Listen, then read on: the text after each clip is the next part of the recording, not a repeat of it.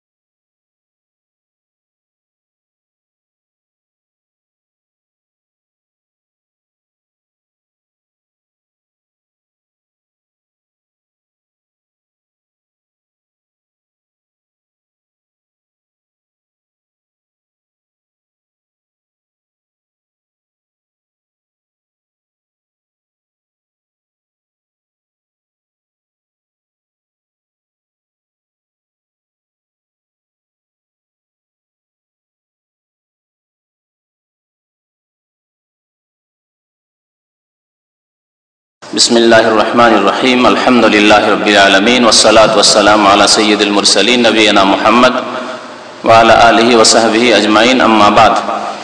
সম্মানিত ভাতৃমণ্ডলী, আজকে আমরা ভাগ্যবান যে আমাদের মাঝে রয়েছেন আমাদের সম্মানিত শ্রদ্ধেয় মেহমান ফজিলতুশ শেখ মোহাম্মদ হাশেম হাফেজাহুল্লাহ তাআলা। তার সংক্ষিপ্ত পরিচিতি, তিনি 1417 হিজরিতে মদিনা ইসলামিক বিশ্ববিদ্যালয় থেকে পাশ করেছেন, শরিয়া কলেজ থেকে, কুলিয়াতুশ শরিয়া অর্থাৎ শরিয়া ফ্যাকাল্টি থেকে, যেখানে ফিকহের ওপর স্পেশাল তাখাসসুস স্পেশাল পড়াশোনা হয়। যেমন হাদিসে যারা পড়েন তারা হাদিসের উপর স্পেশাল পড়াশোনা করেন। তো রিসার্চমূলক পড়াশোনা মদিনা বিশ্ববিদ্যালয়ে উনি করেছেন এবং 1417-তে ফারিগ হয়েছেন।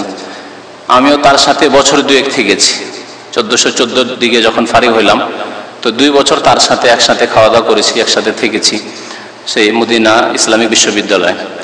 তো আমাদের সম্মানিত শেখ মোহাম্মদ হাশেম মদিনা ইউনিভার্সিটি থেকে পাশ করার পরেই এসেছেন দাওয়াত সেন্টার জুলফি। আমাদের সবাইকে যেন সঠিক দিন শিখে তার বাস্তবায়নের আল্লাহ তৌফিক দান করেন।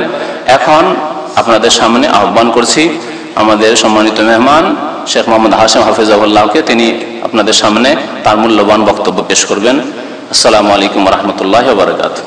আসসালামু আলাইকুম ওয়া রাহমাতুল্লাহি ওয়া বারাকাতুহু। আলহামদুলিল্লাহ আলহামদুলিল্লাহি নাহমাদুহু ওয়া নাস্তাঈনুহু ওয়া নাস্তাগফিরুহু ওয়া নু'মিনু বিহি ওয়া নাতাওয়াক্কালু আলাইহি ওয়া নাউযু বিল্লাহি মিন শুরুরি আনফুসিনা ওয়া মিন সাইয়্যাতি আমালিনা। من يهده الله فلا مضل له ومن يضلله فلا هادي له واشهد ان لا اله الا الله وحده لا شريك له واشهد ان محمدا عبده ورسوله. اما بعد فان خير الحديث كتاب الله وخير الهدي هدي محمد صلى الله عليه وسلم وشر الأمور محدثاتها وكل محدثة بدعة وكل بدعة ضلالة وكل ضلالة في النار. أعوذ بالله من الشيطان الرجيم. بسم الله الرحمن الرحيم.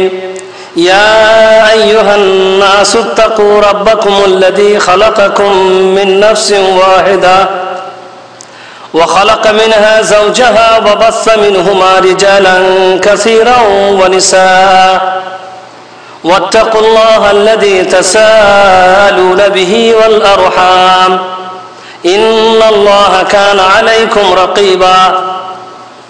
يا أيها الذين آمنوا اتقوا الله حق تقاته ولا تموتن إلا وأنتم مسلمون. يا أيها الذين آمنوا اتقوا الله وقولوا قولا سديدا يصلح لكم أعمالكم ويغفر لكم ذنوبكم ومن يطع الله ورسوله فقد فاز فوزا عظيما. أعوذ بالله من الشيطان الرجيم. والذين يدعون من دون الله لا يخلقون شيئا وهم يخلقون أموات غير أحياء وما يشعرون أيان يبعثون. وقال تعالى في موضع آخر: أعوذ بالله من الشيطان الرجيم. قال رب بما أغويتني لأزينن لهم في الأرض ولأغوينهم أجمعين إلا عبادك منهم المخلصين. সম্মানিত শ্রোতা মণ্ডলী, উপস্থিত উলামায়ে কেরাম, সমস্ত তারিফ, সব রকমের প্রশংসা সেই মহান আল্লাহ রব্বুল আলামিনের জন্য, যে আল্লাহ আজ আমাকে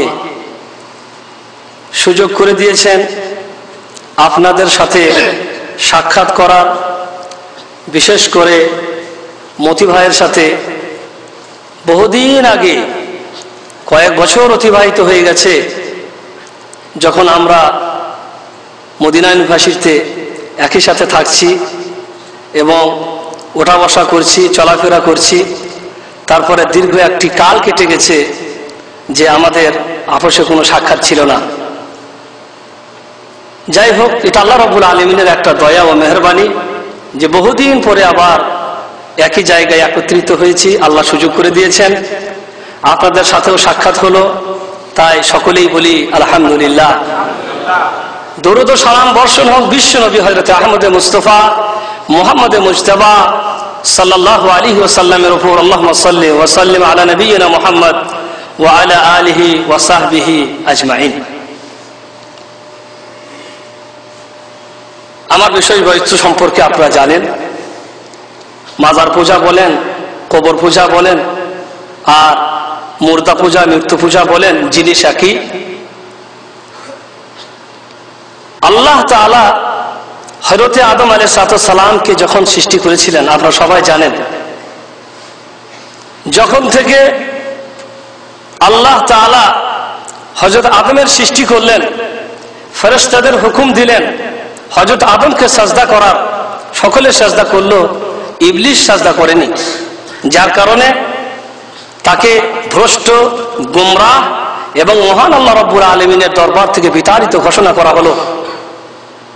সেই দিনই এই ইবলিস আল্লাহ রাব্বুল আলামিনকে বলেছিল, আল্লাহ গো, রব্বে বিমা আগওয়াইতানি, হে আল্লাহ, যেহেতু তুমি আমাকে ভ্রষ্ট গুমরাহ করেছো, লাউযায়্যিনান্না লাহুম ফিল আরদ, তোমার বান্দাদের সামনে অপরাধ, মাসিয়াত, পাপের কাজগুলিকে এত সুন্দর করে পরিবেশন করব যে তারা সেগুলিকে পাপই মনে করবে না। ওয়াযায়্যিনান্না লাহুম ফিল আরদ, এই সমস্ত অন্যায় কাজগুলিকে, পাপের কাজগুলিকে তাদের সামনে এমন করে আমি তুলে ধরব যে তারা এগুলিকে অন্যায় মনে করবে না, পাপ মনে করবে না।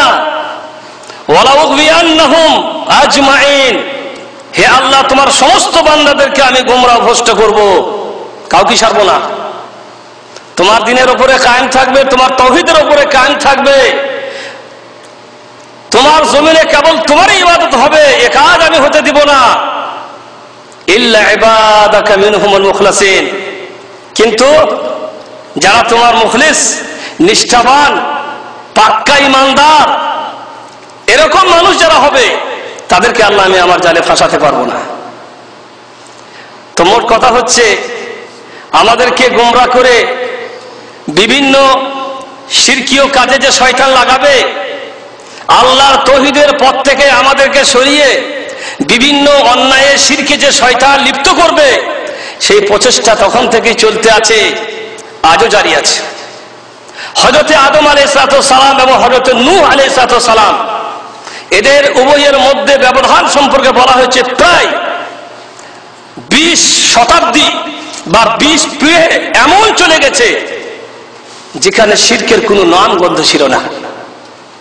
20 শতাব্দী পর্যন্ত সমস্ত মানুষগুলি ছিল তাওহীদের উপরে প্রতিষ্ঠিত। আল্লাহর জমিনে শিরক বলে কি তা কেউ চিনত না, কেউ জানতো না। একটাই ধর্ম ছিল তাওহীদ, প্রতিটি মানুষ তাওহীদের উপরে কায়েম ছিল।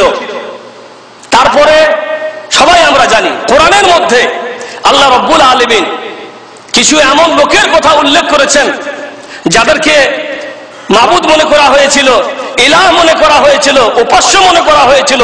কোরআনে আসছে ওয়াদ, সুআদ, ইয়াগুস, ইয়াউক, নাসর। হাদিসের মধ্যে বলা হয়েছে এগুলি হযরত নূহ আলাইহিস সালামের জাতির নেককার, দিনদার সব বান্দা ছিলেন। এরা হযরত নূহ আলাইহিস সালামের সম্প্রদায়ের নেককার বান্দা ছিলেন, সৎ লোক ছিলেন। এরা যখন মারা গেল, শয়তান তখন তাদের মাঝে এসে, তাদের সন্তানদের কাছে এসে পরামর্শ দিল। এরা সৎ মানুষ ছিলেন, নেককার, দিনদার মানুষ ছিলেন। তোমরা এক কাজ করো, এরা যেখানে সেখানে বসতো, সেই জায়গাগুলিতে এদের একটা ছবি বা একটা মুজাসসামা, একটা মূর্তি নির্মাণ করো তাদের শরণার্থে। তবে তাদের পূজা করে একথা কিন্তু শয়তান বলেনি, কারণ সে খুব চালাক। সে জানে এরা তাওহীদ বুঝে। আল্লাহর জমিনে আল্লাহ ছাড়া কারো ইবাদত করা যায় না, একথা এরা বুঝে। এখনই যদি বলা হয় যে এদের ইবাদতও করতে হবে, তাহলে আমার চালাকি ধরা পড়ে যাবে, এরা ধরে নেবে আমাকে। তাই শুধু একথা বললো যে এদের একটা করে মূর্তি কায়েম করো, যেখানে যেখানে এরা বসতো শরণার্থে, অসুবিধা নেই। শুধু শরণার্থে একটি করে ছবি নির্মাণ করে নেওয়া, মূর্তি নির্মাণ করে নেওয়া, অসুবিধা কি আছে? হয়ে গেল। তারপরে আবার যুগ অতিবাহিত হলো, এই লোকগুলি দুনিয়া থেকে চলে গেল, নসিয়াল ইলম, জ্ঞান ভুলিয়ে দেওয়া হলো। সবাই দুনিয়া থেকে যাবে, শয়তান তো যাবে না, তাই নাকি? সে তো কিয়ামত পর্যন্ত থাকবে। সব চলে গেল, আবার শয়তান এলো, আরেক সম্প্রদায়। তখন তারা জানে না এই মূর্তিগুলি কেন নির্মাণ করা হয়েছে, এখানে এই ছবিগুলি কেন, এর প্রকৃতি কি, এর হাকিকাত কি, এরা কিন্তু জানে না। শয়তান তখন এদের কাছে এসে বলল, এই যে মূর্তিগুলা দেখছো, এগুলিকে কিন্তু তোমাদের বাপ দাদারা পূজা করেছে, এদের ইবাদত হয়েছে, এদের কাছে নজরানা পেশ করা হয়েছে, এদের কাছে মানত করা হয়েছে, এদের কাছে দোয়া করা হয়েছে, এদের কাছে প্রার্থনা করা হয়েছে, এদের কাছে মানুষ নিজের আশা পূরণ করার জন্য এসেছে। তোমরা কেন করো না? মানুষের কাছে বাপদাদাদের চালচলন, বাপদাদাদের রীতিনীতি, পূর্বপুরুষদের চালচলন অতি প্রিয় হয়। তাই আমরা সবাই জানি যে মক্কার কাফের যারা ইসলাম গ্রহণ করতে পারেনি, তারা কিন্তু জানতো মুহাম্মদ সত্য, দিন সত্য, সব ঠিক। কিন্তু যেহেতু আমাদের বাপদাদারা যে করেনি, এই জিনিসটাই ছিল তাদের কাছে সব থেকে বড় বাধা। আমরাও জানি, আমরা বর্তমানে ভুক্তি আছি, শুধু জানি না ভুক্তি আছি।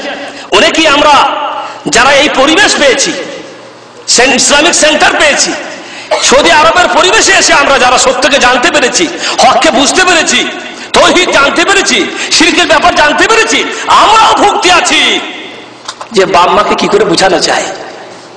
আমি দেশে গিয়ে কি করি, বাড়িতে গিয়ে, দেশে গিয়ে, মসজিদে গিয়ে কেমন করে নামাজ পড়বো?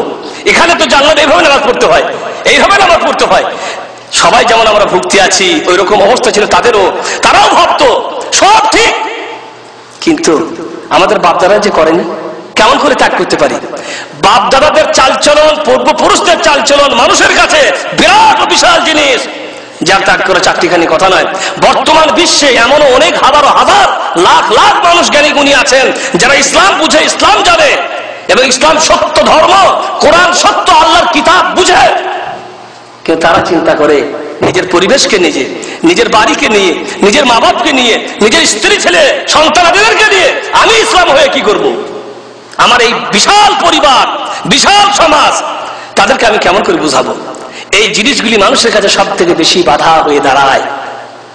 তো যখন তাদের কাছে শয়তান তুলে ধরলো, তোমাদের বাপ দাদারা এগুলির পূজা করেছে, এদের কাছে এসে তারা নিজের আশা পূরণ করেছে, আর তোমরা করো না, তাদের কাছে ভালো লাগলো।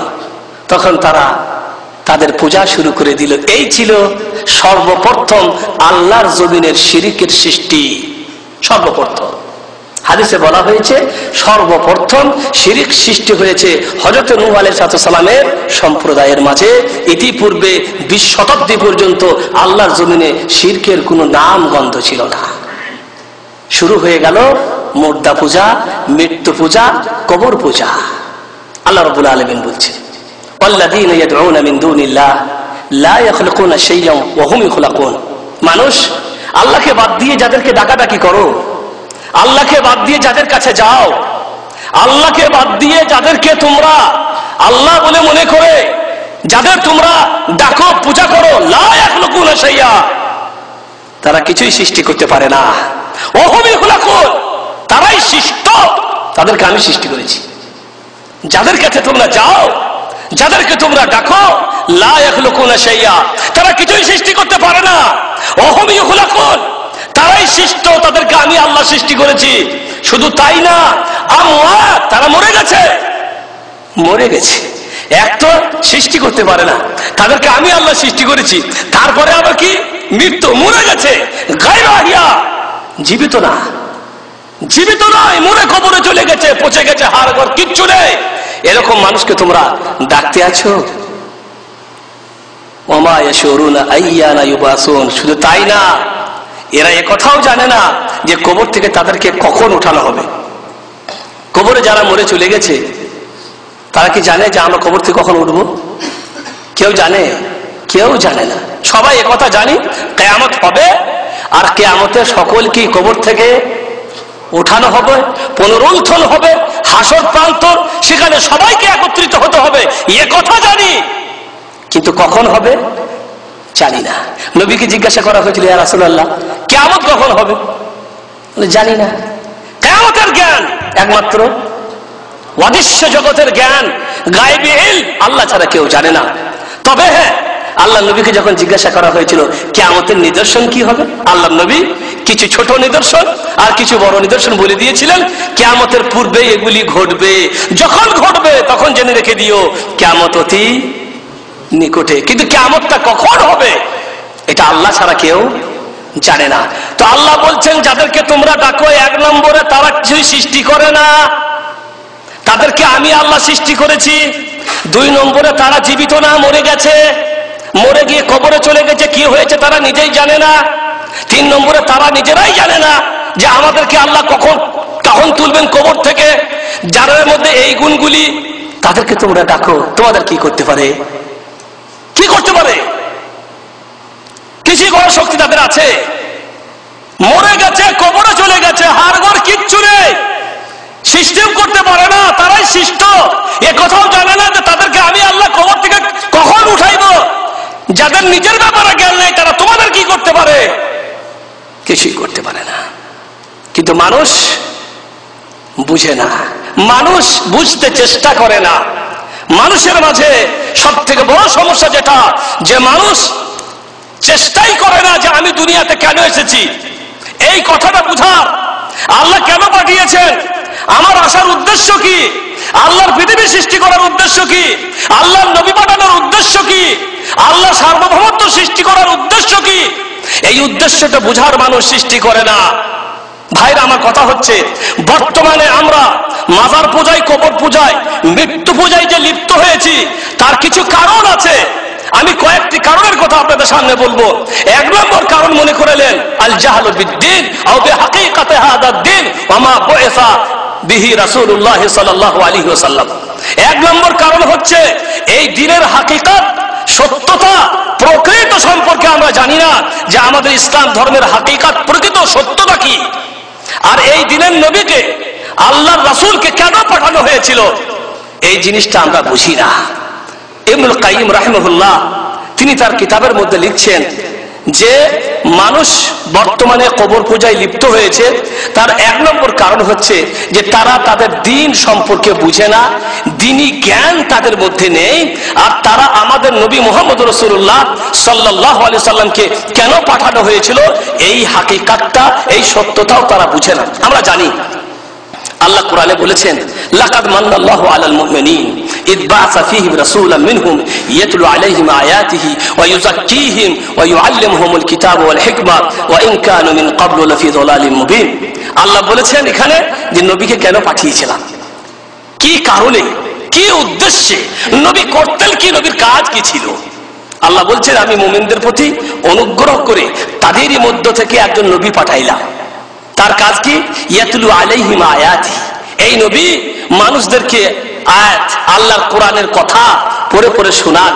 ওয়া ইউযাক্কিহিম, তাদেরকে পাক ও পবিত্র করেন, কি থেকে, শিরক থেকে, পাক ও পবিত্র করেন শিরক থেকে। ওয়া ইউআল্লিমুহুমুল কিতাব ওয়াল হিকমা, এবং তাদেরকে কিতাব এবং হিকমতের কথা শিক্ষা দেন, কোরআনের কথা, হিকমতের কথা শিক্ষা দেন। এখানে আল্লাহ রাব্বুল আলামিন নবী পাঠিয়েছিলেন মানুষদেরকে শিরক থেকে পাক ও পবিত্র করতে, কবর পূজা থেকে পাক ও পবিত্র করতে, গায়রুল্লাহর পূজা থেকে মানুষদেরকে পাক ও পবিত্র করতে, কাবা শরীফকে পাক ও পবিত্র করতে, তাদের ওখানে স্থাপিত মাবুদগুলিকে কাবা থেকে বের করার জন্য, আল্লাহ রাব্বুল আলামিনের জমিনকে পাক পবিত্র করার জন্য, শিরক মুক্ত করার জন্য আল্লাহ রাব্বুল আলামিন পাঠিয়েছিলেন নবী মুহাম্মদ রাসূলুল্লাহ সাল্লাল্লাহু আলাইহি ওয়াসাল্লামকে। এই প্রকৃতিটা আমরা ভুলে গেছি, এই জিনিসটাই আমরা ভুলে গেছি যে রাসূল করিম সাল্লাল্লাহু আলাইহি ওয়াসাল্লাম যখন এসেছিলেন তখন তারাও মৃত্যু পূজা পূজায়, কবর পূজায় আর প্রতিমা পূজায় লিপ্ত ছিল, তাদেরকে পাক ও পবিত্র করার জন্য মুহাম্মদ রাসূলুল্লাহ সাল্লাল্লাহু আলাইহি ওয়াসাল্লাম এসেছেন। আর সেই মূর্তি পূজায়, সেই মৃত্যু পূজায়, মুর্দা পূজায় লেগে গেছি আজকে আমরা উম্মতে মুহাম্মদ সাল্লাল্লাহু আলাইহি ওয়াসাল্লাম ভুলে গেছি।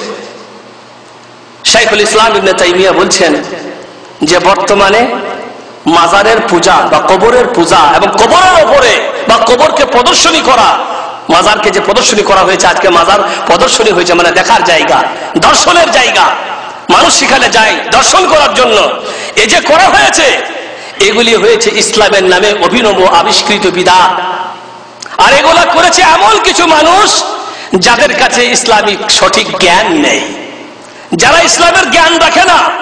স্বার্থপর কিছু আলেম আছে যারা এই সমস্ত কাজকে আবিষ্কার করে মানুষের সাধারণের মাঝে এগুলির প্রতি মানুষের মধ্যে আকর্ষণ সৃষ্টি করিয়েছে। কিছু আমাদের মতো আলেম ও হুজুররা আছে যাদের কাছে শরীয়তের কোনো জ্ঞান এবং কোরআন হাদিসের সঠিক কোনো ইলম নেই, এবং উলামায়ে কেরাম যারা হাক্কানি সত্যবাদী, এরকম আলেমদের সংখ্যা কমে গেছে। যারা আমাদের কাছে দাঁড়িয়ে সঠিক সুন্নতের পরিবেশন করবেন, সঠিক হাদিসকে তুলে ধরবেন, সঠিক তরিকাকে পেশ করবেন, এরকম আলেমদের সংখ্যা কমে গেছে। যার কারণে স্বার্থপর পুঁজিবাদ এবং যারা দ্বীনের নামে আলেম সেজে বসে আছে সমাজের মাঝে এই সমস্ত জিনিসের প্রচলন সৃষ্টি করে দিয়েছেন। মুহাম্মদ রাসূলুল্লাহ সাল্লাল্লাহু আলাইহি ওয়াসাল্লাম বলছেন, ইন্নাল্লাহ লা ইয়াকবালুল ইলম, ইন্নাল্লাহ লা ইয়াকবাদুল ইলমা ইনতিজাআন ইয়ানতাজিউহু মিনাল ইবাদ ওয়ালাকিন ইয়াকবাদুল ইলমা বিকবদিল উলামা হাত্তা ইযা লাম ইউবকি আলিমা ইত্তাখাযান নাস রুউসান জুহালা ফাসুইলু ফাআফতাউ বিগাইরি ইলম ফাযাল্লু ওয়া আদাল্লু। আল্লাহ নবী বলছেন এমন একটা যুগ আসবে, আল্লাহ রাব্বুল আলামিন মানুষের মাঝে থেকে জ্ঞানকে হঠাৎ করে তুলে নেবেন না। জ্ঞান কোনো এমন জিনিস না।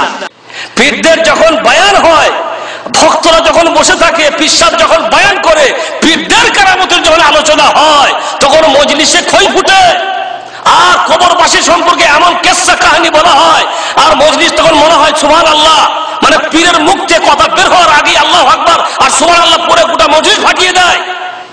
একটুকু চিন্তা করে না যে হুজুর বলছে কি আর আমরা শুনছি কি, সত্যতা কি যাচাই করে না, ঠিক বা ঠিক বিবেচনাও করে না। আপনাকে চিন্তা করতে হবে, যখন কোনো কথা কেউ বলছে তখন সেই কথাটা কোরআন হাদিসের আলোকে কতটা সত্য কতটা মিথ্যা এটা যাচাই করতে হবে। কিন্তু এরকম মানসিক চিন্তা আমাদের নেই। এখন মনে করলেন কিসসা কাহিনী রটানো হচ্ছে, কবরে মারা গেছে বাগদাদের একজন মানুষ, কবরে দাফন হয়েছে। দাফন হওয়ার পরে মুনকির নাকির ফেরেশতা আসছে, তিনটি প্রশ্ন তো করবে, তোমার আল্লাহ কে, তোমার রব কে, তোমার দিন কি, আর নবী কে ছিল। এই তিনটি প্রশ্ন করার জন্য মুনকির নাকির ফেরেশতা আছে। বাগদাদ শরীফে মারা গেছে একজন ভক্তকার আব্দুল কাদের জিলানী, তার কবরে আসছে। কবরে যখন প্রশ্ন করেছে তখন সেই ভক্ত আব্দুল কাদের জিলানী বলছে, আমি আব্দুল কাদের জিলানীর ঘোড়ার ঘাস কাটি। বাবা, তুমি আব্দুল কাদের জিলানীর ঘোড়ার ঘাস কাটতে, মানে তার কামলা, সাক্ষণ মাপ, তোমার তো কবরে আযাব হবে না। মানে এটা আল্লাহ ওয়াদা দিয়ে দিয়েছে কি, যে সারা পৃথিবীতে আব্দুল কাদের জিলানীর যত ভক্ত থাকবে তাদের কারো কবরে আযাব হবে না। কেন? আব্দুল কাদের জিলানী যখন মারা যান, কবরে গেছে, মুনকির নাকির ফেরেশতা তার কাছেও আসছে। আসার পরে জিজ্ঞেস করছেন যে ওই প্রশ্ন, বাধা করা প্রশ্ন, সবাই তো আমরা জানি প্রশ্ন কি হবে। প্রশ্ন যখন হয়েছে তখন আব্দুল কাদের জিলানী বলছেন, আমার প্রশ্নের উত্তরের আগে আমি প্রশ্ন করবো, সেই উত্তর দাও। বলে কি? বলে আল্লাহ যখন আদমকে সৃষ্টি করতে চাইলেন তখন তোমরা বাধা কেন দিয়েছিলে? সুবহানাল্লাহ, তো ফেরেশতা খারাপ পড়ে গেল। তাহলে এমন জব্বর বান্দা উল্টো প্রশ্ন করে বসলো। তো এই প্রশ্নের উত্তর তার ফেরেশতাদের কাছে নাই, কারণ ফেরেশতারা ততটুকুই জানে যতটুকু আল্লাহ তাদেরকে শিখাই দেন। এখন উল্টো প্রশ্ন করেছে, তোমরা আদম সৃষ্টি করার সময় তোমরা বাধা কেন দিয়েছিলে? এখন ফেরেশতা তো ফিরে গেল আল্লাহর কাছে, আল্লাহ তোমার এক জব্বর বান্দা কবরে আসছে, আমার প্রশ্ন, আমাদের প্রশ্ন উত্তর দেওয়ার পূর্বেই এক প্রশ্ন করে বসছে। এখন এই প্রশ্নের উত্তর তো আমরা আল্লাহ জানি। বলে কি প্রশ্ন? বলে এই প্রশ্ন। ওই প্রশ্ন উত্তর দিতে পারবে না, যাও। ও জব্বর বান্দা আব্দুল কাদের জিলানী যাতে চারটিখানি কথা না, বলে আব্দুল কাদের জিলানী, পীর আলে পীর দাস্তেগীর আব্দুল কাদের জিলানী। এই কথার অর্থ বুঝেন? পীর আলে পীর দাস্তেগীর, পীর আলে পীর দাস্তেগীর। দাস্তে মানে কি? দাস্তে মানে হাত, দাস্তে মানে পীর আলে পীর মানে পীরের পীর, সব থেকে বড় পীর তো পীর আলে পীর, সব থেকে বড় পীর। দাস্তেগীর, দাস্তে মানে হাত, গীর মানে ধরা, হাত ধরা। কেসা কেমন জানেন? শর্টকাট কেসা বড় বিরাট। আল্লাহ আর আব্দুল কাদের জিলানী যাইতেছিলেন, আল্লাহ আর আব্দুল কাদের জিলানী যাইতেছিলেন, হঠাৎ করে আল্লাহর পায়ের পদস্খলন ঘটে, আল্লাহ পড়ে যাবে এরকম উপক্রম, চট করে আব্দুল কাদের জিলানী আল্লাহর হাত ধরেছে, আল্লাহ পড়া থেকে বেঁচে গেলেন। সুবহান, ইন্না লিল্লাহি ওয়া ইন্না ইলাইহি রাজিউন। বুঝতে পারলেন? আল্লাহকে পড়া থেকে বাঁচাই দিলেন কে? আব্দুল কাদের জিলানী। পীরানে পীর এই হয়েছে দাস্তে গির, দাস্তে মানে হাত আর গির মানে ধরা, আল্লাহর হাত ধরে বাঁচাই দিল। বাপ রে বাপ। আর পীর সাহেবের মজলিসে যখন আলোচনা হয়, মজলিসে কই ফুটে, বাপ রে বাপ, কি চারটিখানি পীর আল্লাহকে বাঁচায় পড়া থেকে। চিন্তাও করে না আব্দুল কাদের জিলানী কে আর আল্লাহ। সুবহানাল্লাহ, স্রষ্টা আর সৃষ্টি। অসহায় বান্দা যারা মানুষের কিছুই করতে পারে না, আল্লাহর কাছে পোকা কিছুই না, সে আল্লাহর হাত ধরে বাঁচায়। সব থেকে বড় কথা হচ্ছে যারা বলে তাদের বেকুব, যারা শোনার পরে কি করে? বিশ্বাস করে। এখন ফেরেশতাদেরকে আল্লাহ বলল, আমার জব্বর বান্দা বাবা, তোমরা আর উত্তর দিতে পারবে না, এখন যাও তার কবরে, ও যা বলবে তাই মেনে নিবে, যাও। ফেরেশতারা আসলেন, আব্দুল কাদের জিলানীর কবরে এসে বললেন, ভাই এ কি বলে আপনার? আল্লাহ তাআলার কাছ থেকে আমরা কোনো উত্তর পাইনি, তবে এতটুকু পাইছে, আপনি যা বলবেন তাই মেনে নিব। তখন আব্দুল কাদের জিলানী বললেন যে সারা পৃথিবীতে যত আমার ভক্ত হবে তাদের কারো কবরে আযাব যেন না হয়, বাস। আল্লাহ রাব্বুল আলামিনের বান্দাদের যারা আব্দুল কাদের জিলানী হবে তাদের কবরে আযাব হবে না। তাই এই ঘোড়ার ঘাস কাটার লোক বললো, আমি আব্দুল কাদের জিলানীর ঘোড়ার ঘাস কাটি, বাস। আর কি অসুবিধা? আমার বলার উদ্দেশ্য ভাইরা আমার, কিসসাগুলো বর্ণিত হচ্ছে, কাণ্ডগুলি ঘটছে কবরের মধ্যে। পিশাব বর্ণনা করছে না আল্লাহর এই জমিনে মানুষ জ্ঞানী বান্দাদের কাছে একটাও চিন্তা করছে না কবরে যদি কাণ্ডগুলো ঘটলো, হে পিশাব তোমাকে এই কথা কে বয়ান করে গেল? জিবরাইল কোন ফেরেশতা আসছে তোমার কাছে? চিন্তা করে কেউ? কেউ ভাবে না। বাস বর্ণনা করে দিল আর শুনে নিল আর হাততালি দিল, বাপ রে বাপ, জব্বর পীর, তার মুরিদ হলেই আমাদের কবরে আর আযাব হইবে। সবচেয়ে বোকা হচ্ছে আমরা, কবরে কাণ্ড ঘটে আর আমরা সেগুলি আল্লাহর জমিনের বান্দারা লেখে আমাদের কাছে পরিবেশন করে আর আমরা বিশ্বাস করি যে হতেও পারে। এখন একজন হুজুর সাহেব খুব নবীর শানে দরুদ পাঠ করে। আমাদের তো দরুদ জানেন কেমন দরুদ হয়, আমাদের তো বিভিন্ন বানাওয়াটি দরুদ, ইয়া নবী সালাম আলাইকা, আর অমুক ইয়া হাবিবুল্লাহ সালাম আলাইকা। তো এরকম ভাবে উর্দুতে এক হুজুর সাহেব তাকরির করছে, তাকরির করতে করতে বলছে, মুস্তাফা জানে রহমত পে লাখো সালাম, পড়া দরুদ, মুস্তাফা জানে রহমত পে লাখো সালাম। তখন সবাই পড়ছে, পড়তে পড়তে ঝোঁকে বলছে যে আল্লাহ নবীর যুগে ফেরেশতারা পর্যন্তই কি বলে, আল্লাহ নবীর সাহাবারা পর্যন্ত এই দরুদ পড়তো। কি দরুদ? মুস্তাফা জানে রহমত পে লাখো সালাম, তারা এই দরুদ পড়ছে। এখন একজন মজলিস থেকে উঠে বলছেন, হুজুর আল্লাহ নবীর এই যে সাহাবীরা ওরা কি উর্দু ভাষা জানতেন নাকি? তখন হুজুর বলছে, ওই ওকে বার করো, ওই ওয়াহাবি, ওই ওয়াহাবি। বুঝতে পারলেন? ধরার লোক ঠিকই ধরছে যে ওরা তো উর্দু জানতো না, তো এই উর্দু কি করে দরুদ শরীফ হতে পারে? এগুলো বলা হয় ধরা। এইভাবে মানুষকে ধরা উচিত। একজন বর্ণনা করছে আল্লাহ রসুল যাইতে আছেন, আল্লাহ নবীর ব্যাপারে এই কথা আছে যে আল্লাহ নবীকে আগে থেকে কেউ সালাম দিতে পারতো না, আল্লাহর নবীকে আগে থেকে কেউ সালাম দিতে পারতো না, এরকম কথা প্রমাণ কি বলে আমরা প্রচলিত আছে। আল্লাহ নবী সবাইকে আগে থেকে কি করতেন? এটা আল্লাহ নবীর একটা চরিত্র ছিল যে আল্লাহ নবী সবাইকে সালাম দিতেন, ছোটদেরকেও সালাম দিতেন। ছোটরা খেলা করছে, আমার নবী বিশ্ব নবী মুহাম্মদ রাসূলুল্লাহ সাল্লাল্লাহু আলাইহি সাল্লাম নৈতিকতার উচ্চ শিখরে তিনি প্রতিষ্ঠিত ছিলেন। সমস্ত আখলাকি চরিত্র, সমস্ত গুণে গুণান্বিত ছিলেন বিশ্ব নবী মুহাম্মদ রাসূলুল্লাহ সাল্লাল্লাহু আলাইহি সাল্লাম। তাই ছোটরা খেলা করলেও আল্লাহ নবী গিয়ে তাদের মাথায় হাত দিয়ে বলতেন আসসালামু আলাইকুম, সালাম দিতেন। এগুলো শিক্ষা, তারবিয়া, তাদেরকে সালাম শিক্ষা দিতেন। তো আল্লাহ নবী একদিন কোথাও যাইতেছেন, আল্লাহ নবীকে কেউ আগে সালাম দিতে পারতো না। হঠাৎ করে থেকে কে আগে সালাম দিয়েছে আল্লাহ নবীকে? আল্লাহ নবী ডানে দেখা তাকায়, বামায় তাকায়, সামনের দিকে তাকায়, পেছন দিকে তাকায়, কাউকে দেখতে পাই না, কিন্তু সালাম পাইছেন। আর এ সালাম কে দিল রে, এ সালাম কে দিল রে? হঠাৎ করে আকাশের দিকে তখন তাকায়, তখন দেখেন গাছের উপরে এক শয়তান বসে আছে। শয়তান বসে আছে বলছেন, মানে আমি বলছি আর কি, তাদের মুখের ভাষা যে দেখে গাছের উপরে এক শয়তান বসে। কে বসে আছে? তো দেখে গাছের উপরে বসে আব্দুল ওয়াহাব বসে আছে। কে বসে আছে? যেখান থেকে আমরা শিখেছি ওয়াহাবি, শিখেছি না?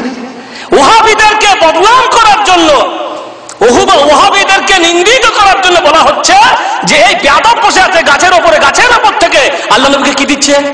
সালাম দিচ্ছে। মজলিসে সমস্ত মানুষ বলছে সুবহানাল্লাহ, এত বড় বেয়াদব এই আব্দুল ওয়াহাব, এই ওয়াহাবি দল, এরাই সেই লোকের দল। এরা সারা পৃথিবীতে যাদেরকে বদনাম করা হয় ওয়াহাবি নামে, এই লোক গাছের ওপর থেকে আল্লাহ নবীকে সালাম দেয়। একটুকু চিন্তা করলো না যে আব্দুল ওয়াহাব কখন আসছিলেন আর মুহাম্মদ রাসূলুল্লাহ সাল্লাল্লাহু আলাইহি সাল্লাম কখন আসছিলেন? চিন্তা করলো?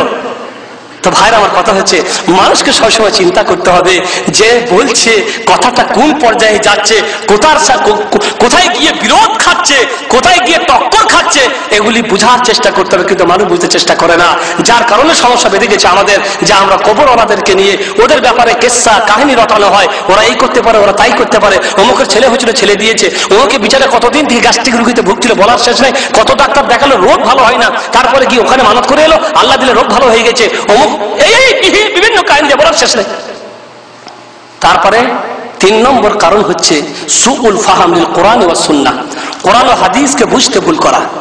কোরআন ও হাদিসকে বুঝতে এখন কিছু কথা আছে কোরআনে, যার অর্থ সঠিক হয় একরকম, তার একটা অপব্যাখ্যা করে আর এক রকম করা হয়। কোরআনে আছে যেমন মনে করলেন আল্লাহ নবী বলেছেন, আল্লাহ তাআলা বলছেন কুল ইন্নামা আনা বাশারুম মিসলুকুম, কুল তুমি বলে দাও যে আমি তোমাদেরই মতই একজন মানুষ। আবার এই আয়াতটার অর্থ করছে আর একজন কেমন করে, কুল তুমি বলে দাও ইন্নামা আনা, আমি নই, বাশারুন মানুষ, মিসলুকুম তোমাদের মতো, আমি তোমাদের মতো কোন মানুষ নই। চিন্তা করলেন আয়াত একটাই, তর্জমা হলো করকম 2 রকম। সঠিক তর্জমা হচ্ছে হে নবী তুমি বলে দাও ইন্নামা আনা, অবশ্যই আমি, বাশারুন মানুষ, মিসলুকুম তোমাদের মতনই।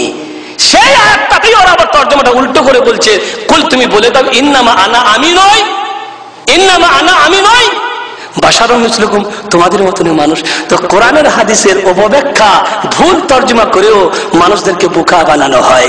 এরকম ভাবে কবর পূজাতে লাগানো হয়েছে মানুষদের কোরআনের আয়াতের ব্যাখ্যা ভুল করে। কেমন করে? একটি আয়াতের মধ্যে আসছে আল্লাহ রাব্বুল আলামিন বলছেন ওয়ালাউ আন্নাহুম ইয যালামু আনফুসাহুম জাউকা ফাস্তাগফিরুল্লাহ ওয়াস্তাগফার লাহুমুর রাসূল লাওয়াজাদুল্লাহা তাওয়াবার রাহিমা। যদি মানুষ নিজের উপরে জুলুম করে ভুল করে জাউক নবী তোমার কাছে আসে, ফাস্তাগফিরুল্লাহ, আর তারা যদি আল্লাহর কাছে ক্ষমা প্রার্থনা করে, ওয়াস্তাগফার লাহুমুর রাসূল, আর রাসূলও যদি তাদের হয়ে আল্লাহর কাছে ক্ষমা চেয়ে দেন, লাওয়াজাদুল্লাহ তাওয়াবার রাহিমা, তাহলে দেখবে আল্লাহ রাব্বুল আলামিন তাদের জন্য তাওয়াব, ক্ষমাশীল, রহিম, দয়াবান। এখানে বলা হলো কি যে যদি তারা পাপ করে ভুল করে অন্যায় কাছে নবী তোমার কাছে আসে এবং তারা যদি আল্লাহর কাছে ক্ষমা চায়, তুমিও যদি তাদের জন্য ক্ষমা চেয়ে দাও, আল্লাহ তারা কি করবেন? ক্ষমা করে দিবেন।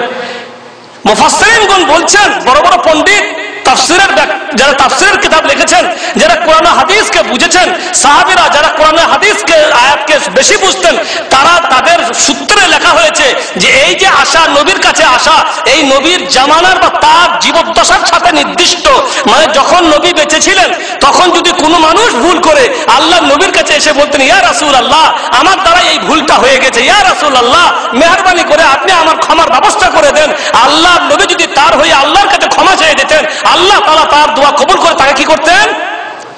এটা বাস্তব কথা। আল্লাহ নবীর জামানাতে পানি হয়নি, সাহাবীরা আসছেন আল্লাহ নবীকে বলছেন ইয়া রাসূলুল্লাহ বৃষ্টি হয় না, মেহেরবানি করে আল্লাহর কাছে দোয়া করে দেন যাতে করে আমাদের বৃষ্টি হয়। নবী আমার দোয়া করেছেন, তাদের বৃষ্টি হয়েছে না হয়নি?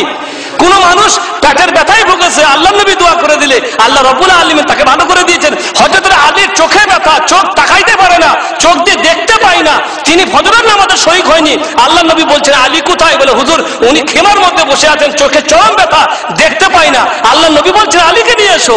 আলীকে নিয়ে আসা হলো। মুহাম্মদ রাসূলুল্লাহ সাল্লাল্লাহু আলাইহি সাল্লাম পবিত্র থুতু মুবারক তার চোখে লাগিয়ে দিলে সমস্ত তার চোখের ব্যথা শেষ হয়ে গেল এবং সুন্দর দৃষ্টি ফিরে এলো। নবীর জামানাতে মানুষ যখনই কোনো সমস্যা নিয়ে এসছে আল্লাহ নবীকে বললে আল্লাহ নবী তার জন্য দোয়া করে দিয়েছেন, আল্লাহর কাছে নবীর দোয়া কবুল হয়েছে। কিন্তু এই আশাটা নবীর মৃত্যুর পরে নয়। এরা বলছে না জীবদ্দশায় এলেও কাজ হবে আর মরার পরে এলেও কি হবে? বলে তিনি তো মারা গেছেন। বলে মারা গেলেও অসুবিধা নয়, কবর তো আছে। নবীর কবরের কাছে যাও, কবরে গিয়ে বলো ইয়া মুহাম্মদ, ইয়া রাসূলুল্লাহ, ইয়া হাবিবাল্লাহ, আমি বাংলাদেশের মাটি থেকে অমুক ডিস্ট্রিক্ট থেকে তোমার কাছে এসেছি, এরকম সমস্যা নেই, ইয়া রাসূলুল্লাহ তুমি আমার সমস্যার সমাধান করো। কোরআনে আয়াতে আল্লাহ বলেছেন এই ব্যাখ্যা। কোরআন ও হাদিসকে বুঝতে ভুল করা।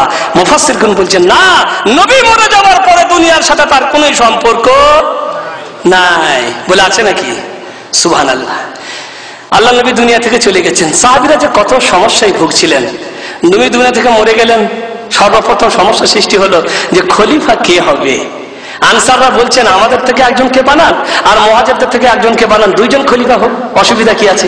তাতে করে তার কারো মনে কোনো ব্যথা না হয়। আনসারদের একজন প্রেসিডেন্ট আর আমাদের একজন প্রেসিডেন্ট, 2 জনে হলে অসুবিধা কি আছে?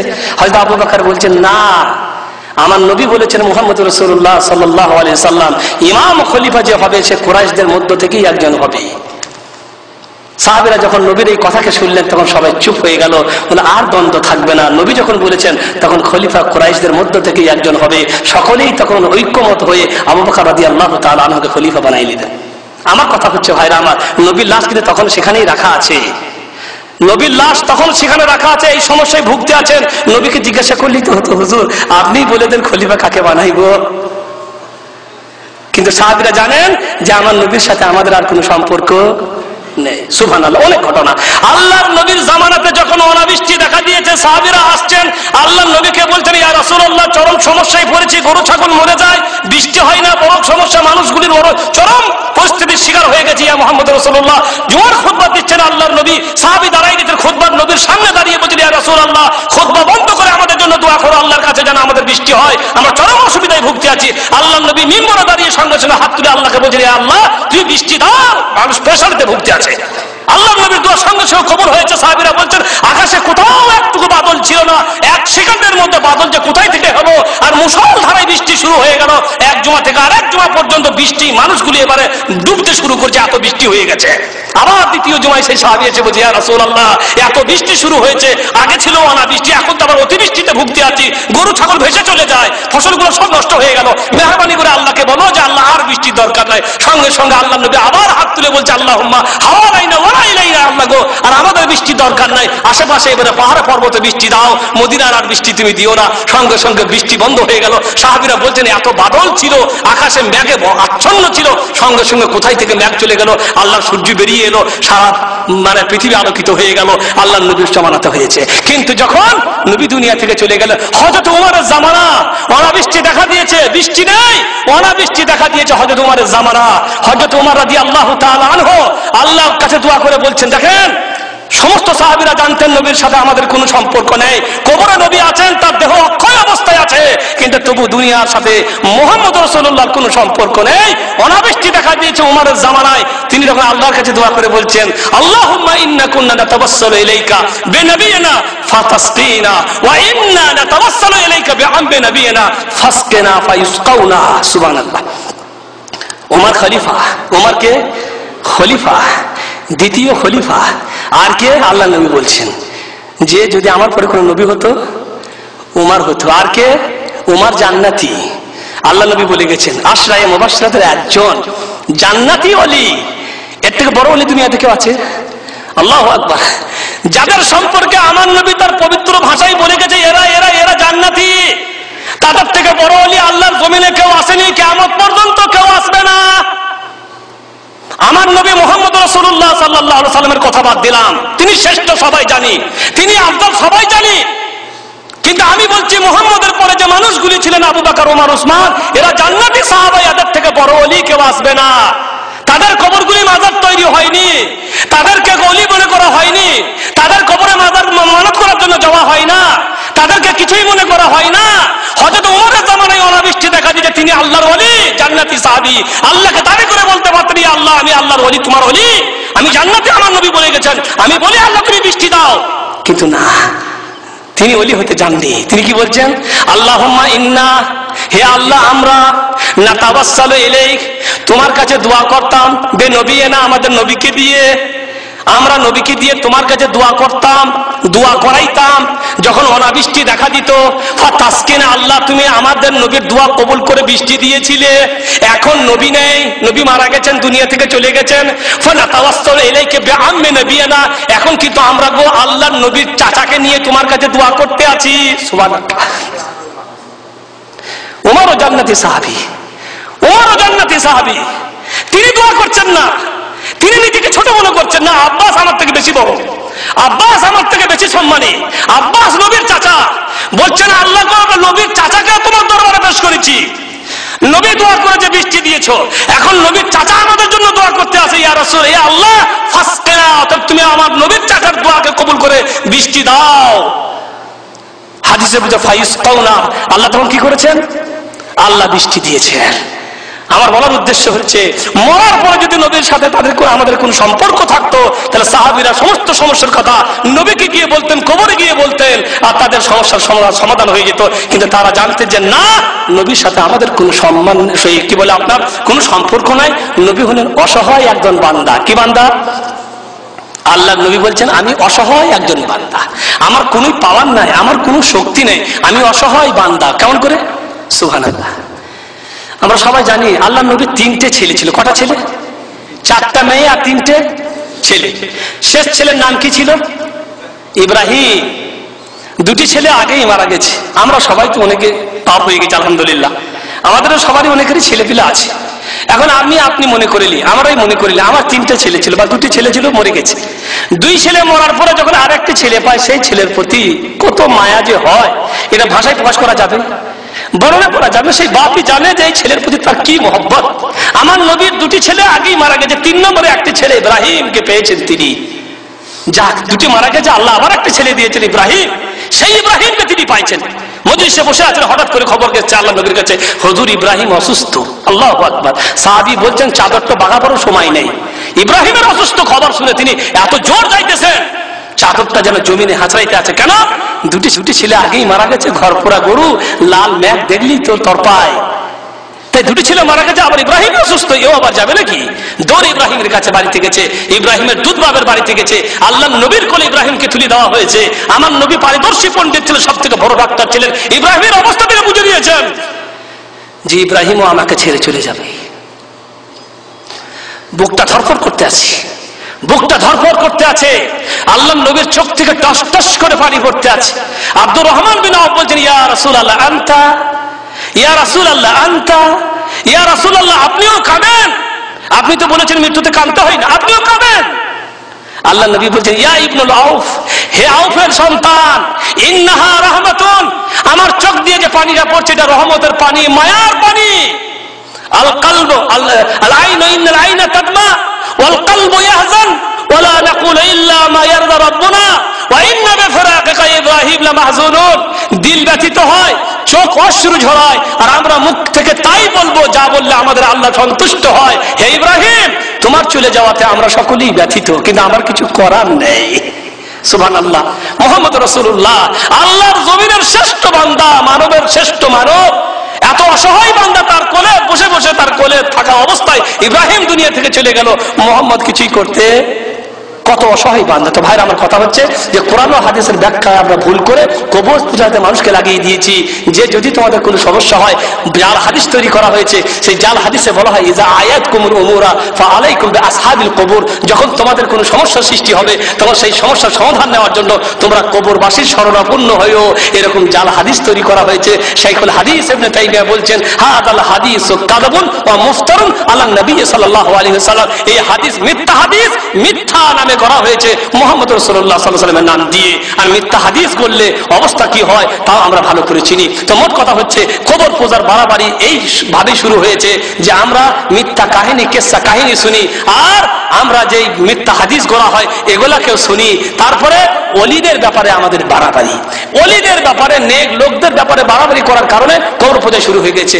আমরা আসলে মনে করি যে আমার সমাজে, আমাদের সমাজে কিছু হয়তো মানুষ এমনও আছেন যারা যারা ওলি, ওলি এক শ্রেণীর লোক, এক শ্রেণীর লোক, এক নির্দিষ্ট কিছু লোক যারা ওলি, তাদেরকে আমরা ওলি মনে করি, এবং তাদেরই কিছু পাওয়ার আছে, তারাই কিছু কারামত দেখাতে পারেন, তারাই কিছু বানা বিগাড়তে পারেন, এই একটা আমাদের মধ্যে ধারণা হয়ে আছে। কিন্তু না, কথা হচ্ছে ভাইরা আমার, আল্লাহর ওলিকে এটা আমাদেরকে চিনতে হবে। আমি আপনি আল্লাহর জমিনের সকল নেক বান্দা যারা আল্লাহকে ভয় করে, তারা সকলেই হচ্ছে আল্লাহর কি?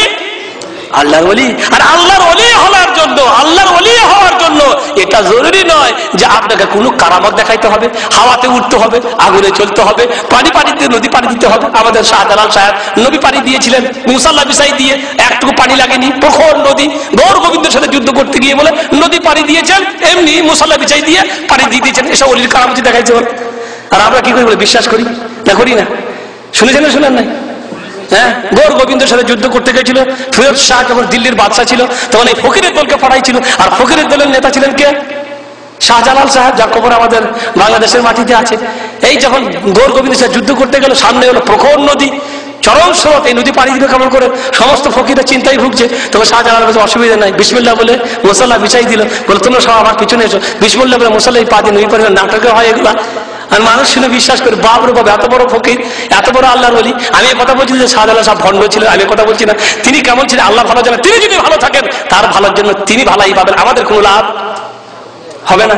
আমি কথা বলছি তিনি ভণ্ড, তিনি বদমাস, তিনি শয়তান, তা বলছি না। তিনি কেমন ছিলেন?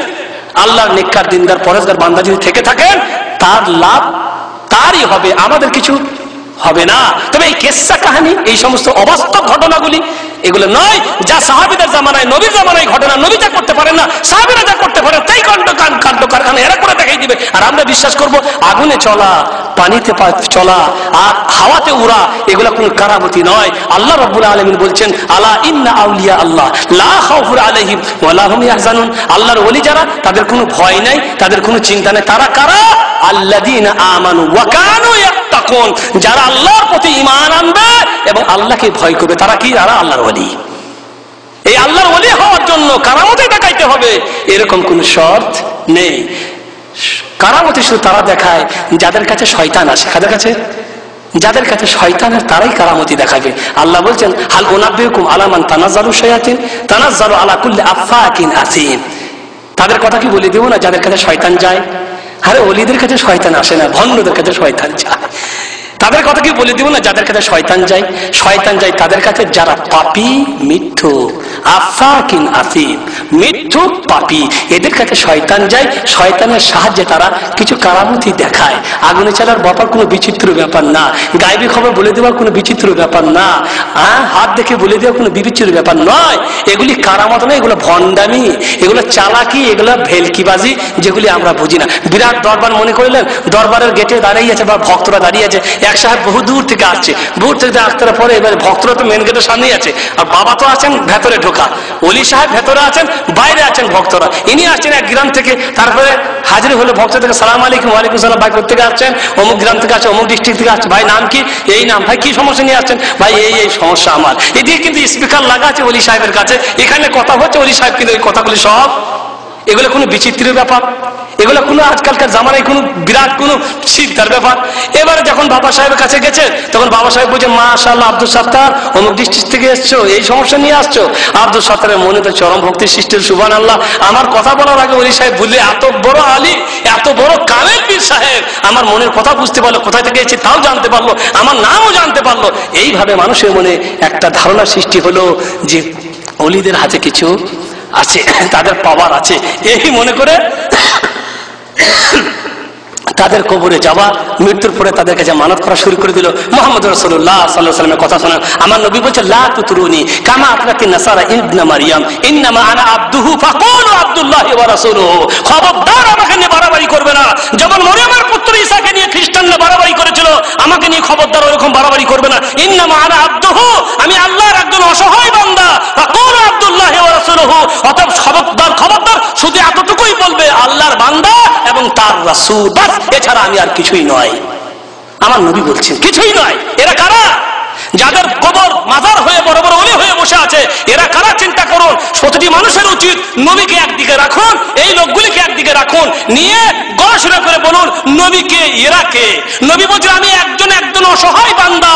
আর এরা এরা নবীর উম্মত।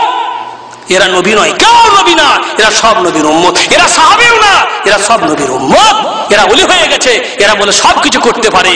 আল্লাহ নবী বলছেন আমি একজন আল্লাহর অসহায় বান্দা। ফাকুলু আব্দুল্লাহি ওয়া রাসূলুহু, এছাড়া আমি আর কিছুই না। খবরদার আমাকে নিয়ে বাড়াবাড়ি করবে না। কিন্তু সমস্যা হয়ে গেছে।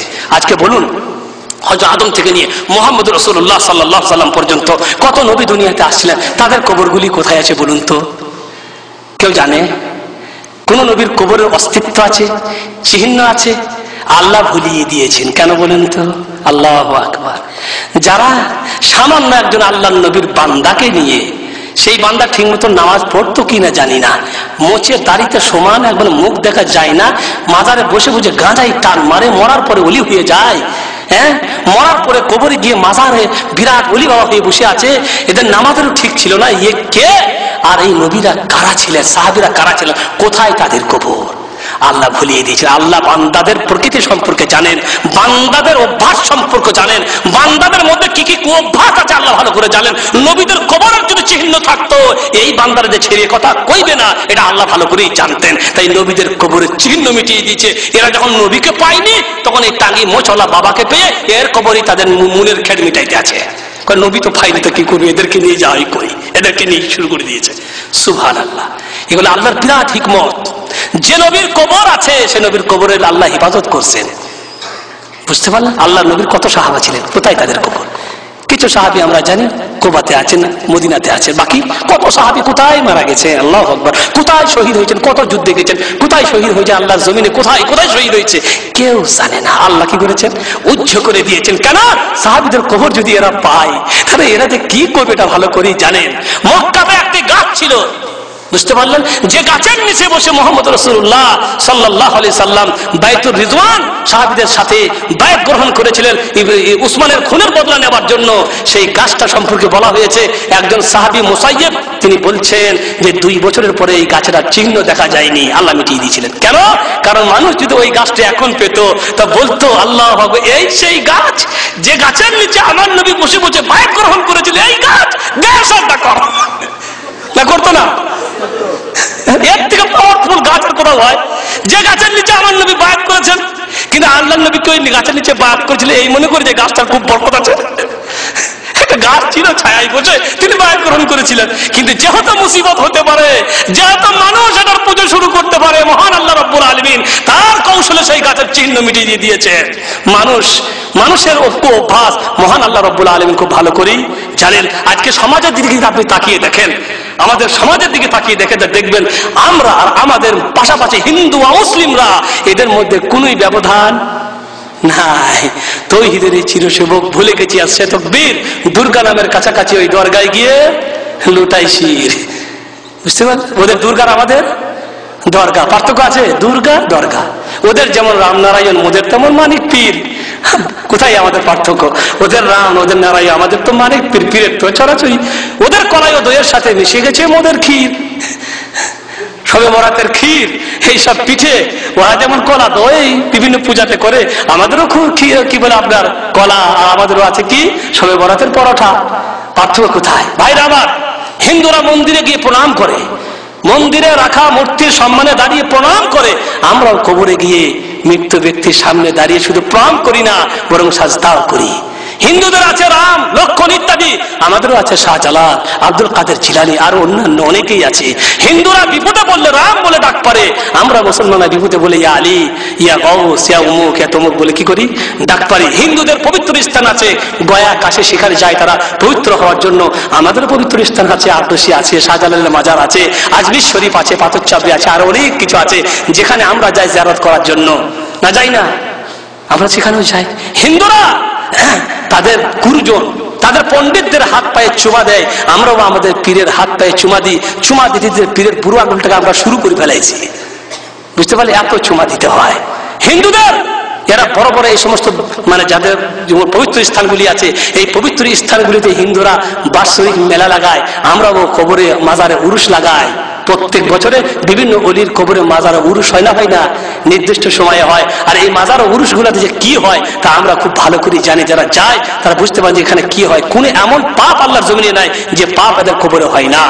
হিন্দুরা তাদের পণ্ডিত এবং তাদের গুরুদের নামে প্রশংসায়, তাদের মূর্তির প্রশংসায় মন্দিরে গিয়ে কি বলে আপনার ভজন গায়, ভজন। আমরাও ওই কবরের মাজার গিয়ে কওয়ালি গাই। পার্থক্য কোথায়? কোনো পার্থক্য নেই, সব মিশে গেছি, আমরা একসাথে মিশে গেছি।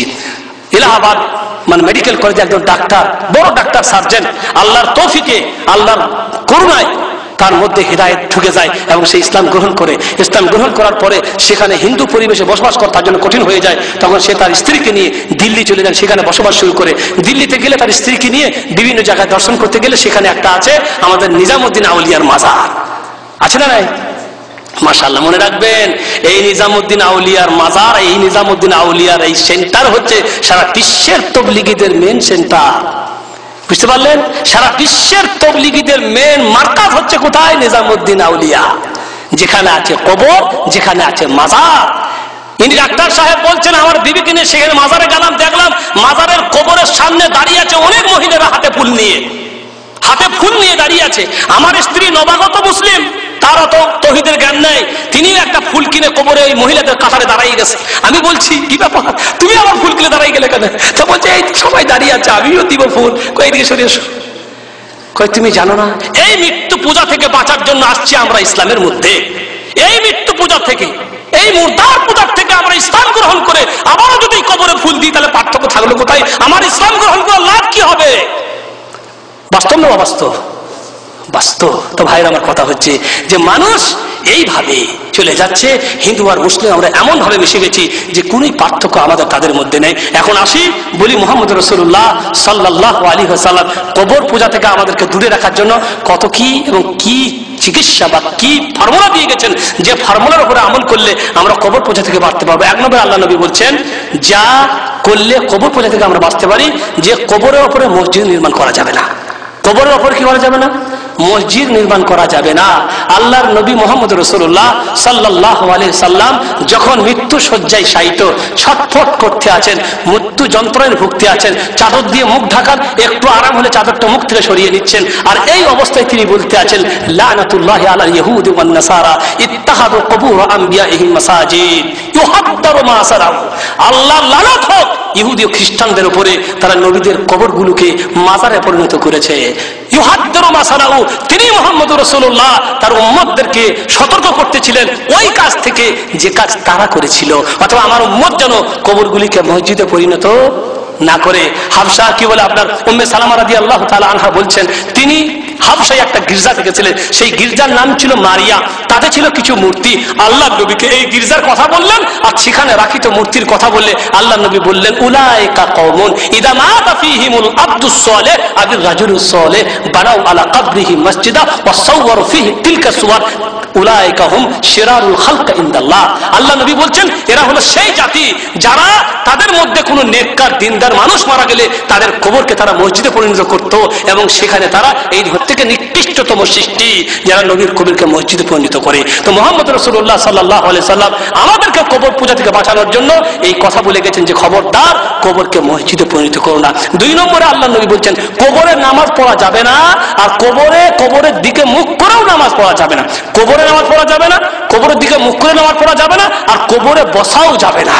আল্লাহ নবী বলছেন যে কি বলে আপনার লা তাজলিসু আলাল কবুর, খবরদার কবরে বসবে না, ওয়ালা তুসাল্লু ইলাইহা, আর কবরের দিকে মুখ করে নামাজও পড়বে না।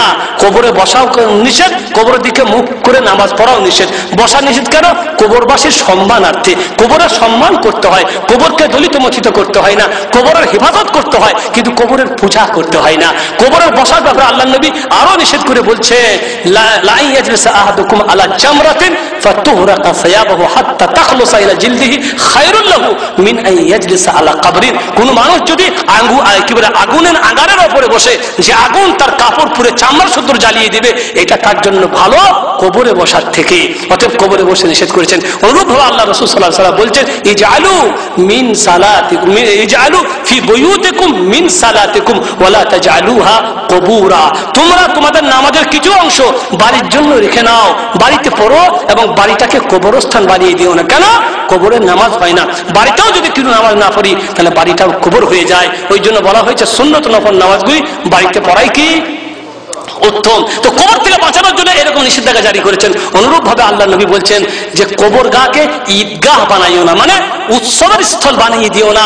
কবর কোন উৎসবের স্থল নয়, কবর শুধু কবরবাসীদের মারা যাবার পরে তোমাদের করণীয় কিছুই না। কবর থাকবে, তোমাদের কাজ তার হিফাজত করা, সেখানে বাৎসরিক জিয়ারত, সেখানে যাওয়া আসা এবং তাকে প্রদর্শনী করে তোলা, ঈদগাহ বানিয়ে দেওয়া, উৎসবস্থল বানিয়ে দেওয়া, এটা হচ্ছে নিষেধ। আল্লাহ রব্বুল আলামিনের কাছে আল্লাহ নবী দোয়া করে বলেছেন আল্লাহ গো লা তাজআলু কবরি ঈদা, আল্লাহ আমার কবরটা যেন ঈদে পরিণত না হয়। এ মানুষ তোমরা কবরটাকে লা তাজআলু বুয়ুতাকুম কুবুরা ওয়ালা তাজআলু কবরি ঈদা, তোমরা তোমাদের ঘরগুলিকে কবর কি বলে আপনার কবর বানিয়ে নিও না, আর আমার কবরটাকে ঈদগাহ বানিয়ে নিও না। মানে এখানে উৎসবের জন্য বাৎসরিক কোনো একটা নির্দিষ্ট টাইমে এসে এখানে আমার কবরে জিয়ারত করে আসবে, এরকম খবরদার করো না। কারণ কবর কবরই, কবরের জন্য জিয়ারত করা যায় না, কবরের উদ্দেশ্যে সফর করা যায় না, এবং কবরে এসে তাকে বাৎসরিক ঈদগাহ বানানো যায় না। এরকম কাজ করার থেকে মুহাম্মদ রাসূলুল্লাহ সাল্লাল্লাহু আলাইহি সাল্লাম আমাদেরকে নিষেধ করেছেন। তবে কবরে জিয়ারত করা যাবে, কবরে কি করা যাবে?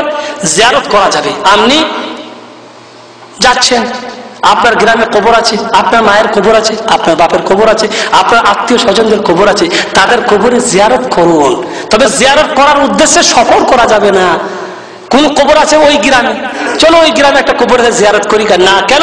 মুহাম্মদ রাসূলুল্লাহ সাল্লাল্লাহু আলাইহি ওয়াসাল্লাম লা তুশাদ্দু রিহাল ইল্লা ইলা সালাসা মাসাজিদ আল মাসজিদুল হারাম ওয়া মাসজিদুল নববী ওয়া মাসজিদুল আকসা। আল্লাহর নবী বলছেন জিয়ারত করার উদ্দেশ্যে কোন জায়গাতে সফর করা যাবে না, তিনটি মসজিদ ছাড়া, মসজিদে হারাম মক্কার মসজিদ, মসজিদে নববী আল্লাহর নবীর মসজিদ, এটা মদিনাতে আছে, আর মসজিদুল আকসা। অর্থাৎ কোন মানুষ যদি বলে আমি আল্লাহর নবীর মসজিদে নামাজ পড়তে যাব, এর জন্য যদি সফর করে আর এই সফর যে টাকা ব্যয় করে, এই টাকা তার সৎ কাজেই যাবে, নেকি পাবে। কারণ সে মসজিদের নববীতে নামাজ পড়ার জন্য গেছিল।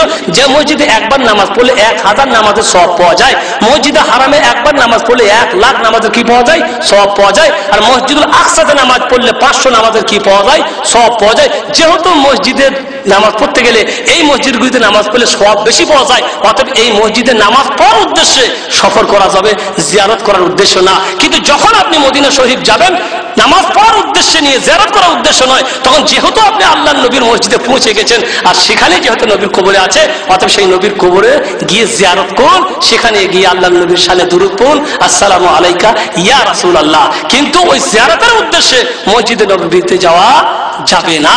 তো জিয়ারত করবে। এমনকি মুহাম্মদ রাসূলুল্লাহ সাল্লাল্লাহু আলাইহি ওয়াসাল্লাম তার মায়ের কবরে জিয়ারত করেছেন। হযরত আবু হুরায়রা রাদিয়াল্লাহু তাআলা আনহু বলছেন, রাসূল কারীম সাল্লাল্লাহু আলাইহি ওয়াসাল্লাম তার মায়ের কবরে জিয়ারত করতে গেলে বাকা ওয়া আবকা, তিনিও কাঁদছিলেন, আমরাও কাঁদছিলাম। মা তো বুঝতে পারছেন, মায়ের মায়া তো সবারই আছে। আমার নবী দুনিয়াতে আসার আগেই মা তার দুনিয়া থেকে চলে গেছিলেন, মানে আল্লাহ নবী নবী হওয়ার পূর্বেই দুনিয়া থেকে মা চলে গেছিলেন। সেই মায়ের কবরে গেছেন জিয়ারত করার জন্য। তো আবু হুরায়রা বলছেন যে নবীও কাঁদছিলেন, আমরাও কাঁদছিলাম। তারপরে আল্লাহ নবী বলছেন যে আমি আল্লাহকে বললাম, আল্লাহ গো, আমি কি আমার মায়ের জন্য ক্ষমা প্রার্থনা করব? তো আল্লাহ তাআলা নিষেধ করে দিলেন যে না, তোমার মায়ের জন্য ক্ষমা চাইতে পাবে না। তখন বলল, আল্লাহ গো, তুমি কি আমাকে অনুমতি দিচ্ছ যে আমি আমার মায়ের কবরে জিয়ারত করব? তখন আল্লাহ বললেন, হ্যাঁ, কবরে জিয়ারত করতে পারো। অতএব তখন আল্লাহ নবী তার মায়ের কবরে জিয়ারত করতে গেলে এবং বললেন, ফাজুরুল কুবুরা ফাইন্নাহা তুযাক্কিরুকুমুল মাউত, কবরে জিয়ারত করো, কারণ কবরে জিয়ারত করলে মৃত্যু স্মরণ হয়। তবে কবরে জিয়ারত করতে যখন যাবেন তখন কবর আলার কাছে দোয়া করবেন না, কবরবাসীদের জন্য কি করবেন? দোয়া করবেন। কবরওয়ালার কাছে দোয়া করবেন না, কবরওয়ালার জন্য দোয়া করবেন এবং কবরে গিয়ে বলবেন, আসসালামু আলাইকুম আহলাদ দিয়ার মিনাল মুমিনিনা ওয়াল মুসলিমিনা ওয়া ইন্না ইনশাআল্লাহু বিকুম লাহিকুন নাসআলুল্লাহ লানা ওয়া লাকুমুল আফিয়া। তো ভাইরা, আমার কথা হচ্ছে যে আল্লাহ রাব্বুল আলামিন আমাদেরকে দুনিয়াতে পাঠিয়েছেন একটা বিরাট উদ্দেশ্যে। সেই উদ্দেশ্য হচ্ছে কেবল আল্লাহর জমিনে আল্লাহর তাওহীদের স্বীকৃতি দেওয়া এবং আল্লাহকে একচ্ছত্র মালিক, একচ্ছত্র উপাস্য বলে স্বীকার করা। বিপদ আপদ সবকিছু তিনিই দেন, তিনিই দূর করেন। ছেলে দিলে তিনিই দিবেন, না দেওয়ার থাকলে তিনি দেবেন না। কোনো কবরে কোনো মাজারে গিয়ে খবরদার কোনো মানত করার জন্য, কারো কাছে কিছু পাওয়ার জন্য, কারো কিছু কোনো চাওয়ার জন্য খবরদার যাবেন না। সব থেকে আশ্চর্যজনক কথা আপনি চিন্তা করে পারবেন না যে বর্তমানে অনেক এমনও মাজার আছে যারা কোনো এক জামানাতে দেশের নেতা ছিলেন, সেই নেতারা তাদের মৃত্যু ঠেকাতে পারেনি, সেই নেতারা তাদের বিপদ ঠেকাতে পারেনি। আল্লাহর আকাশে উড়িয়ে গেছে, বোম দিয়ে ফাটাই দিয়েছে, টুকরো টুকরো হয়ে গেছে। তাদের টুকরো লাশগুলিকে খুঁড়িয়ে দাফন করার পরে তারা আবার ওলি হয়ে গেছে। পাকিস্তানে যান, ভুট্টোর মাজার বিরাট মাজার, বুঝতে পারলেন?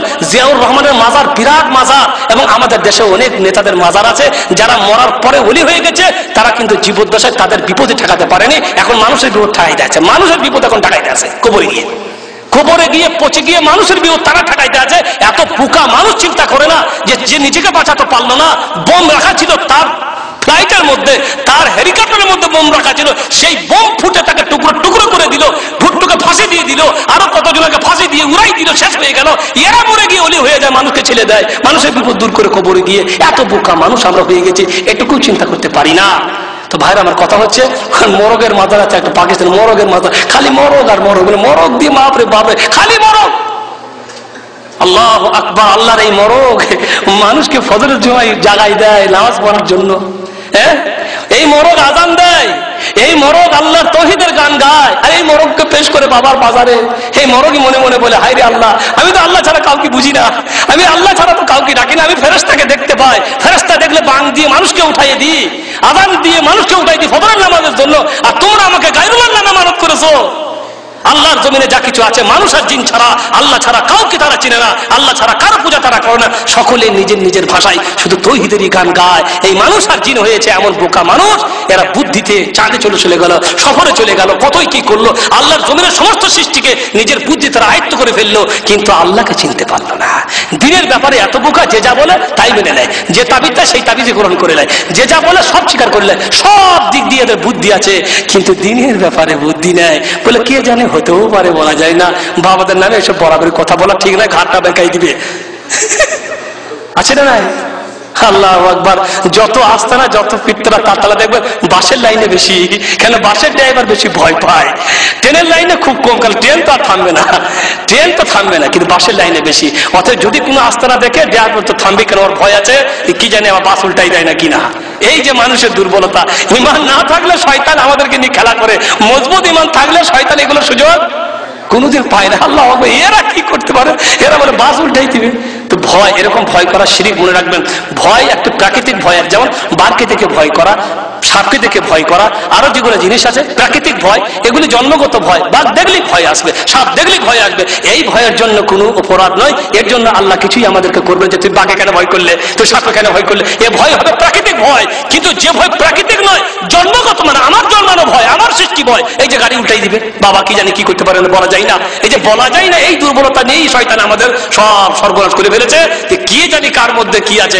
এক সাহেব এখন চলে গেছে তার বিবিকে নিয়ে, MBBS ডাক্তার, নিজের বিবিকে নিয়ে ন্যাংটা পীরের মাজারে গেছে। কোথায়?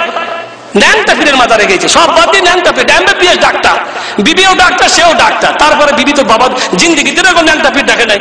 আল্লাহ ভগবান, ন্যাংটা পীর সব একবারে পরিষ্কার ন্যাংটা, এরকম পীরের বাবারে গেছে। নিয়ে বলছে তুমি কোথায় আসছো গো, এই ন্যাংটা, এই ন্যাংটা বাবার কাছে?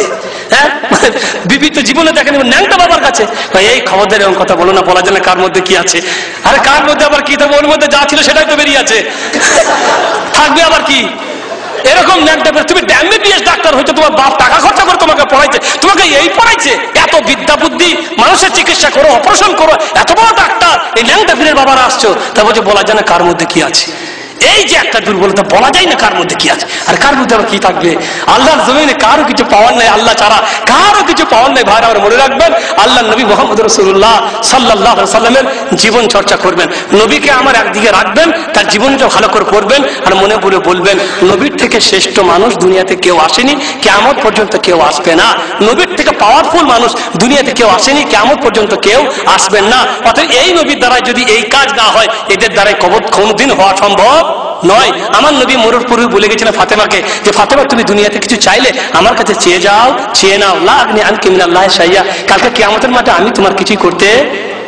খবরদার ফাতেমা, এটা কথা মনে করো না যে আমি আমার বাবার, আমার শ্রেষ্ঠ বাবা, শ্রেষ্ঠ নবী, এই নবীর দোহাই দিয়ে জান্নাতে চলে যাব। খবরদার এরকম ভুল ধারণা নিয়ে যাবে না। তোমাকে বাঁচতে, তোমার আমল দিয়ে বাঁচতে হবে। আমি নবী তোমাকে জান্নাতে নিয়ে যেতে পারবো না। এই কথাগুলি মনে রাখবেন, এই জিনিসগুলি সামনে রাখবেন, নবীর জীবনটা সামনে রেখে খালি দেখবেন, তাহলে আপনারা আমার নিজের ফায়সা নিজেই করতে পারবো। যে কাজ নবী করতে পারেন সে কাজ খবরদার এই সমস্ত ভণ্ডরা করতে পারে না। এরা ভণ্ড, বদমাশ, শয়তান, এগুলিকে বাঁচার চেষ্টা করবেন। আল্লাহ রাব্বুল আলামিন যেন আমাদেরকে বাঁচার তৌফিক দান করেন। ওয়া সাল্লাল্লাহু আলা নবিয়িনা মুহাম্মদ ওয়া আলা আলিহি ওয়া সাহবিহি আজমাইন। দুই একটি প্রশ্নের উত্তর দেওয়ার জন্য আমাদের মেহমানকে অনুরোধ করছি, বিশেষ করে আজকের আলোচনার সাথে সম্পর্কিত প্রশ্নগুলি। একটি প্রশ্নে আমাদের ভাই একজন প্রশ্ন করেছেন, আমার গ্রামে একটি মাজার ছিল, বর্তমানে তা ভেঙে মসজিদ করা হয়েছে, এর মধ্যে নামাজ পড়া যাবে কি, জানতে চাই। আলহামদুলিল্লাহ ওয়াসসালাতু ওয়াসসালামু আলা রাসূলিল্লাহ। দেখেন, কবর ছিল, মাজার ছিল বা কবর ছিল, যাই হোক, মাজারটাকে কবরটাকে মাজার করা হয়। যদি মসজিদের প্রয়োজনে, মসজিদ ছোট হয়ে গেছে, সেই মসজিদের প্রশস্ততার দরকার, সেই প্রয়োজনে বাধা হয়েছিল এই কবরটি, তাই সেই কবরকে সেখান থেকে স্থানান্তর করা হয়েছে অন্যত্রে। সেই কবর খুঁড়ে যা কিছু ছিল অন্যত্রে পাঠিয়ে দিয়ে মসজিদের প্রশস্ত করা হয়েছে। এ ব্যাপারে আলেমদের কথা হয়েছে, এতে কোনো বাধা নেই। যেহেতু মসজিদের প্রশস্ততা করার প্রয়োজন ছিল, সেখান থেকে কবর থেকে অন্য জায়গায় সরিয়ে নিয়েছেন। আসলে প্রথমেই তো আমাদের ভুল হচ্ছে যে আমরা মসজিদে কবর দিই বা বাড়িতে কবর দিই, তখন দেখা যায় বাড়ির এক কাঠা জায়গা নিয়ে একটা কবর পড়ে যায়, এদিকে ছেলেদের বাস করার জায়গা নেই। তো এই সমস্ত কবরগুলোকে প্রয়োজনের তাগিদে যারা জীবিত তাদের অধিকার বেশি মৃত্যুদের থেকে, অর্থাৎ সেই কবরগুলিকে সেখানে যদি কিছু পান সাধারণ কবরে গিয়ে সেগুলো দাফন করে দেবেন এবং সেই কবরকে ব্যবহার করা যাবে বা সেই কবরের মাটি কাজে লাগবে।